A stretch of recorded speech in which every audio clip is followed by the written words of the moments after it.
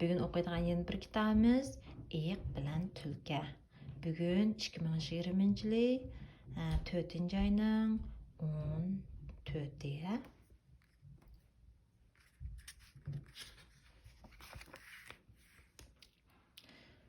Bir dehqon yerda ishlab o'tibdi. U yerga bug'doy, guruch terib o'tibdi. Lekin uning iti toz yaxshi yordamlashmabdi.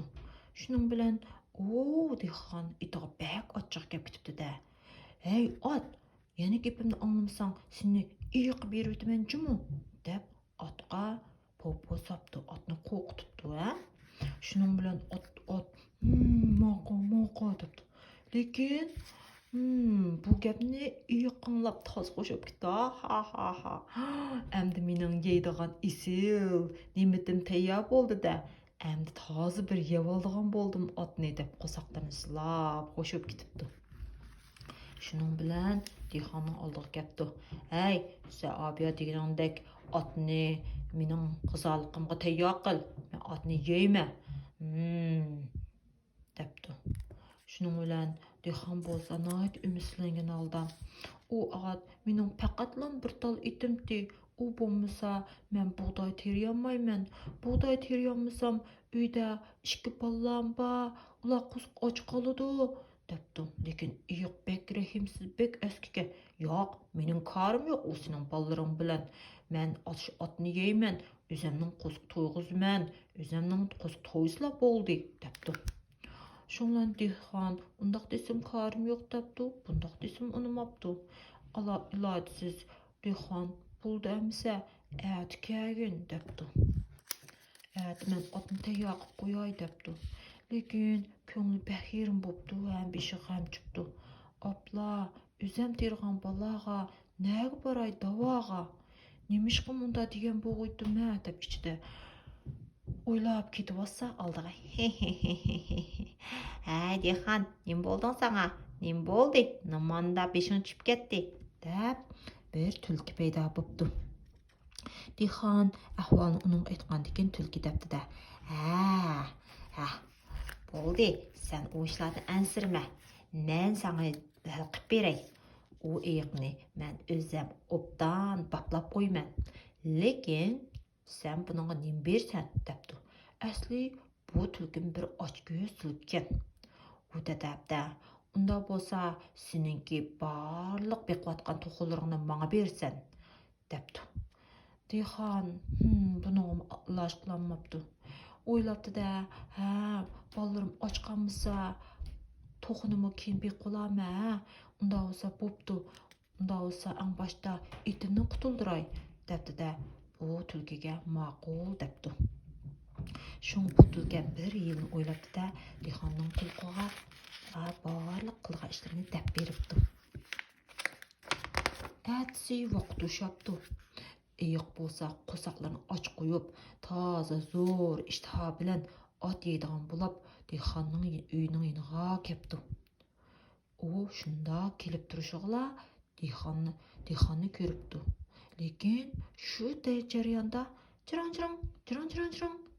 jirang ovoz chiqibdi.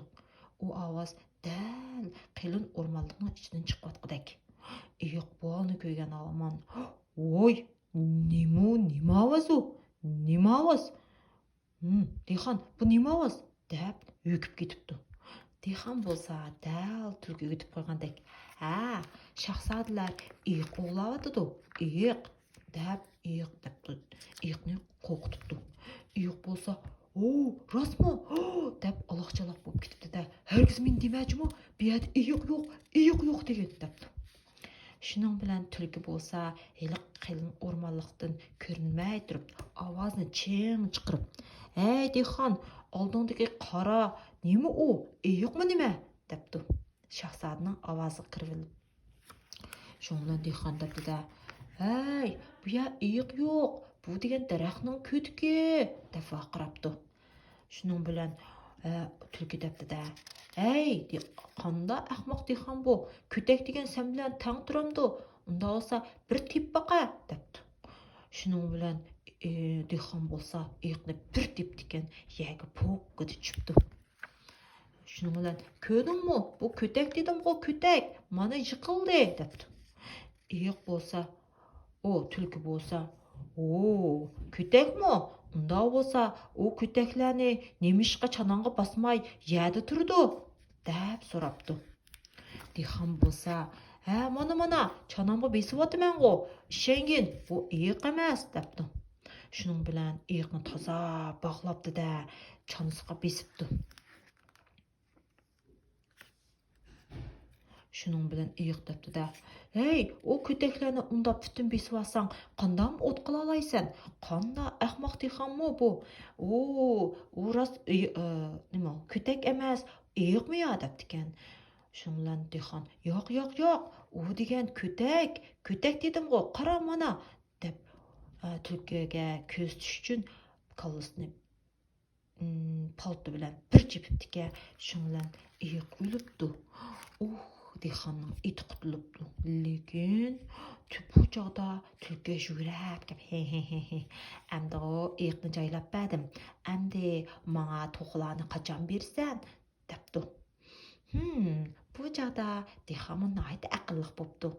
Okey, unda bo'lsa, undaq qilsanga mundaq cho'mish qo'yay, debdi-da ichida bir o'yin o'ylabdi. Sen misha tutdug'in, seni to'g'lirim ko'rsa qo'rqib ketadi. Sen misha tutdi va men berib to'g'ay kelay, debdi. Buldi, tezroq keldimi? Og'zirimda sho'lgaylar iqib ketyotidi, debdi tulki. Şunlan.